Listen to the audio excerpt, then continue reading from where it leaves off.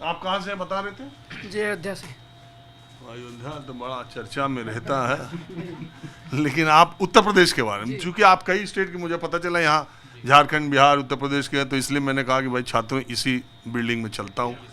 तो ये उत्तर प्रदेश के प्रतियोगी परीक्षाओं को देने वाले छात्रों के सामने सबसे बड़ी समस्या क्या है, वैकेंसीज का हाल क्या है, और कौन सी देते हैं एग्ज़ाम आप? दोनों, यूपीएससी और यूपीपीसीएस।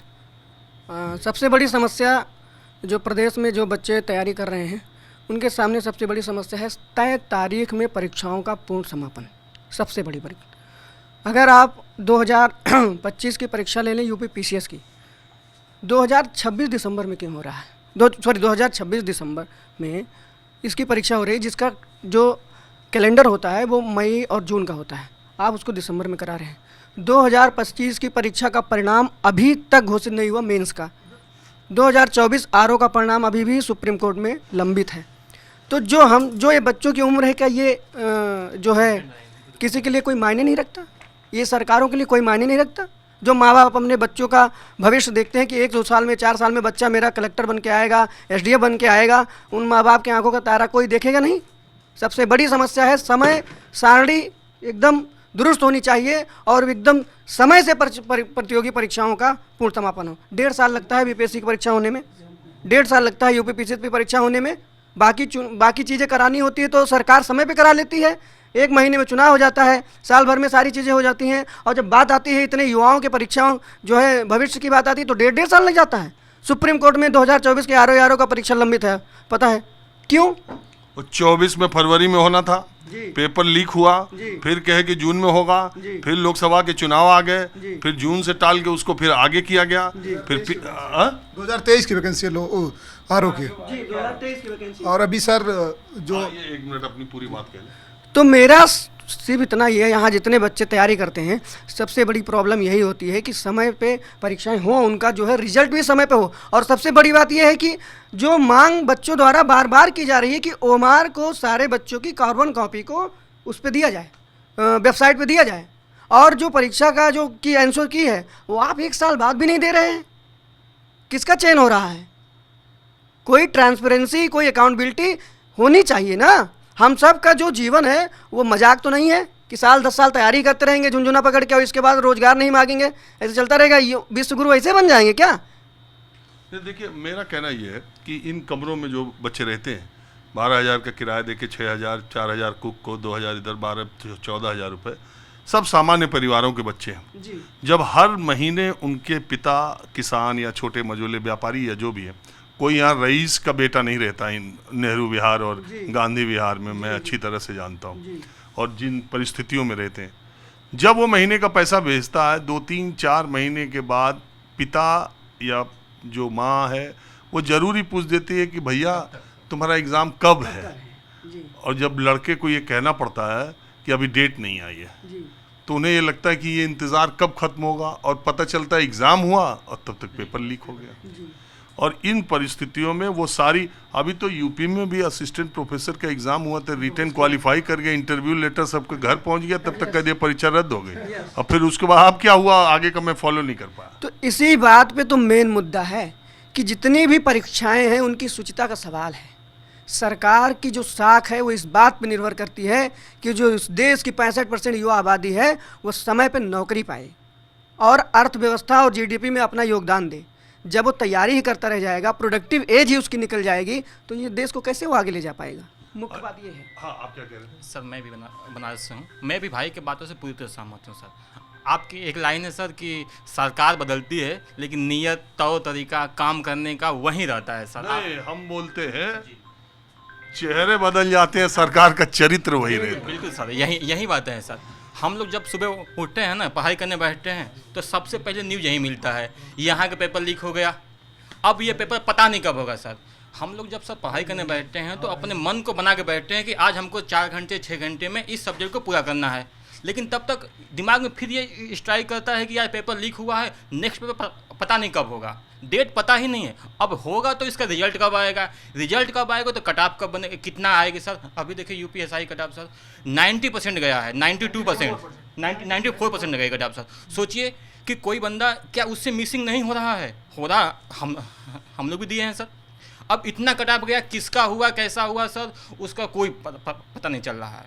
तो सबसे बड़ी बात है सर कि ट्रांसपेरेंसी, हम स्टूडेंट को चाहिए ट्रांसपेरेंसी। आप डेट फिक्स करो, आपको फॉर्म कब निकालना है, आपको एग्जाम नहीं, मैं ये कहता हूँ कि 5 लाख लड़के यूपीएससी में अपीयर होते हैं। कैसे यूपीएससी जो कैलेंडर निकालता है, प्रीलिम्स उसी टाइम पे वो लेता है, मेंस उसी टाइम पे लेता है, मेंस का रिजल्ट भी कमोबेश हफ्ते के इधर उधर आ जाता है, और इंटरव्यू भी उसी टाइम पे, और अगला प्रीलिम्स के पहले उसका डेट आ जाता और रिजल्ट भी आ जाता।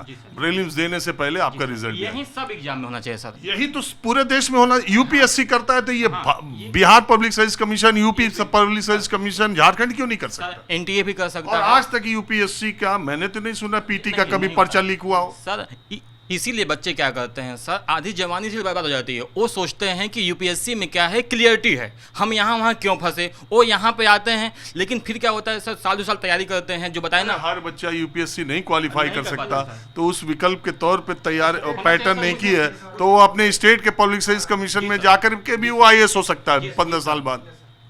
वो स्टेट पीएससी में जा सकता है, एसएससी में जा सकता है, लेकिन सब जगह यही समस्याएं हैं सर। एक दो को छोड़ दिया जाए तो कुछ टाइम का मतलब ही नहीं, टाइम लिमिट का मतलब ही नहीं है। हम लोग घर से बैग उठा के आते हैं कि साल 2 साल में हो जाएंगे, लेकिन सर यहाँ साल 2 साल में तो चेकिंग चलता है कि आखिर लीक कैसे हुआ, किसको प्रोटेस्ट किसका करना है, किसको खिलाफ हटाना है, क्या करना है सर, इसी में समय निकल जा रहा है सर। अच्छा, आपसे मैं ये जानना चाह रहा हूँ, आइए बैठिए। मैं आपसे ये जानना चाह रहा हूँ, छात्रों के बीच में मैं इसलिए आया कि सरकार चाहे जिसकी रही हो, उसकी प्रायोरिटी में भी शिक्षा, प्रतियोगी परीक्षाएं नहीं रही। ऐसा नहीं कि पिछली सरकारों में बड़ा साफ सुथरा काम हुआ करता था, कहीं भी किसी की भी सरकार हो, चाहे झारखंड में बीजेपी की सरकार रही हो तब भी, या बिहार में भी नीतीश जी की सरकार रही हो तब भी, अभी सम्राट चौधरी के तब भी, लालू जी की रही हो तब भी, उत्तर प्रदेश में अखिलेश यादव की रही हो तब भी, मायावती जी की, तो हर बार परीक्षा लगता है कि सरकारों की प्रायोरिटी में शिक्षा परीक्षा उतनी नहीं है। ठीक है, सबसे दुर्भाग्यपूर्ण स्थिति है कि विपक्ष की भी प्रायोरिटी में शिक्षा परीक्षा नहीं है। तो वो मैं बार बार कहता हूं कि इस बार छात्रों ने, मीडिया में तो कोई चर्चा ही नहीं है, मीडिया में तो नारे पर चर्चा है, नहीं नारे पर चर्चा है, छात्रों ने ये नारा लगाया, मीडिया ने तो अपना काम किया ही। चौथा, जुडिशरी भी, आधी से ज्यादा वैकेंसीज जुडिशरी में रुकी हुई, कोर्ट्स में। ये वो नहीं करते कि एग्जाम है 15 दिन के अंदर फैसला दो ना भाई, इस पार या उस पार। सर 5.5 करोड़ केसेस पेंडिंग हैं। नहीं, हमारे के केसेस तो पेंडिंग रहेंगे, वो पेंडेंसी की बहुत कारण है, लेकिन कॉम्पिटिटिव एग्जाम्स का फैसला तो आपको टाइम फ्रेम में करना चाहिए, सरकारों का रिएक्शन टाइम फ्रेम में करना चाहिए, मीडिया का भी लेकिन ये चारों संस्थाएं जो है अपने रोल में, अब विपक्ष के लोग भी हर जगह सेक रहे हैं, बीजेपी वाले वहाँ झारखंड में रोटी सेक रहे हैं, राहुल गांधी गूंज कार्यक्रम इधर उधर, अखिलेश यादव वो जंतर मंतर पहुँच गए। तो मैं कह रहा हूँ कि क्या देश के छात्रों को ये महसूस होने लगा, वो राहत इंदौरी का शेर है, मैं बार बार कहता हूँ कि न किसी हम सफ़र न किसी हम नशी से निकलेगा, हमारे पाँव का कांटा हम ही से निकलेगा। तो इनको किसी पर विश्वास नहीं था, तो ये बच्चे सोचे कि अब हम ही बैठ करके मांगते हैं। ये परिस्थिति आ गई थी क्या? अभी आ गई है सर। अभी सर जैसे भाई हमारे यूपी पीसीएस के बारे में बात कर रहे थे, इसके पहले 2024 में अभी पीसीएस जी, अभी मैं 2 एग्ज़ाम की बात करूँगा। अभी जैसे कि भी जो यूपी पीसीएस 2024 का पेपर हुआ, ये लोग सही से 150 सवाल नहीं बना पाते हैं, और जैसे कि इनके आंसर चेंज हो जाते हैं तो पता नहीं चल पाता आपने आंसर क्या माना, या बाद में उसका मतलब आप बताते भी नहीं आपको कितने नंबर मिले। हम अपनी कमियां तो जान पाएँ, हम यहाँ कमी किए हैं या हमसे क्या कमी हुई, हम सुधार तो सके। पहली बात तो इनसे सवाल नहीं बनते हैं 150, ऐसे ही आरओ के एग्ज़ाम में हुए। दूसरा भी एक यूपी SSSC एक वैकेंसी निकाली 8 साल बाद है, ये लोअर पीसीएस के, ये इसको पेट के थ्रू ले रहे हैं, जिसमें जनरल, ओबीसी, ईडब्ल्यूएस और ईडब्ल्यूएस के बाद एससी और महिलाओं का कट ऑफ 67.94 रखा गया है। आप मतलब मैं आयोग से ये सवाल है मेरा कि आप किस हिसाब से आपने 67.94 कट ऑफ जो है सारे मतलब सारे कैटेगरी का रखा, आपने महिलाओं का भी रख दिया, एससी का भी रख दिया, ईडब्ल्यूएस ओबीसी सबका रख दिया। 8 साल बाद वैकेंसी आई है, आप उसको पेट के थ्रू ले रहे हैं। अगर और पेट के थ्रू जैसे इन्होंने और एग्ज़ाम करा, जैसे AGTA हो गया, अभी कुछ दिन पहले एक एग्ज़ाम हुआ था ASO का हुआ है। ASO में आपने एक नंबर पे, किसी में एक नंबर पे बुला ले रहे हैं, किसी में आप 45 गुना बुला ले रहे हैं, किसी में आप 60 गुना बुला रहे हैं, किसी में आप केवल एग्ज़ाम दिए हैं तब भी बुला ले रहे हैं। तो लोअर जो PCS है, इतनी बड़ी वैकेंसी है, उसमें इन्होंने क्या कहते हैं 67.94 कट ऑफ रखा है, जिसमें बहुत ही ज़्यादा जो है बच्चे प्रभावित हुए हैं। तो सर हमारा आपसे भी रिक्वेस्ट है, इसको थोड़ा अपने मतलब ट्विटर हैंडल से इसके सर थोड़ा इसके बारे में ट्वीट करिएगा कि सर का मतलब आयोग इसको संज्ञान में ले। हम लोग ने अभी CM दरबार में भी गए थे, मुख्यमंत्री दरबार में गए थे, अभी हमारे कई दोस्त हैं जो आज वहाँ पे हैं अभी भी, उन्होंने भी CM सर से बात की, लेकिन आज तक उसका कुछ भी जवाब नहीं आया। और उसके बाद अभी क्या कहते हैं यो UPSI का ही कट ऑफ देख रहे हैं सर, 94 चला गया है, 160 में 151-52 मेरिट जा रही है। कोई क्वेश्चन मतलब सर ये कैसे कर दे रहे, जिसमें रीजनिंग मैथ है, 2 घंटे में पेपर सॉल्व करना है, आदमी से मतलब एरर हो ही जाता है। उसके बाद क्या कहते हैं सर, अभी लेखपाल में मुद्दा इतना हुआ, लोगों मतलब सड़क पे उतरे, उनकी कोचिंग सील कर दी गई, बच्चों के कई बच्चे जिनको उठा ले जाके थाने में बंद कर दिए। अगर मान लीजिए अगर आपने गलती नहीं की है, मान लीजिए लेखपाल में कोई भी धांधली नहीं हुई है, तो आप हमको स्पष्टता तो दीजिए हाँ नहीं हुआ है, आप क्या कहते हैं ज़बरदस्ती उठा के डाल दे रहे हैं। ऐसे ही सर अभी मैंने बिहार का एग्ज़ाम दिया था, बिहार में बिहार SI का, उसमें हमारे 1-2 ऐसे जानने वाले हैं जिनका नंबर 70 से ऊपर था, उनका नहीं हुआ है।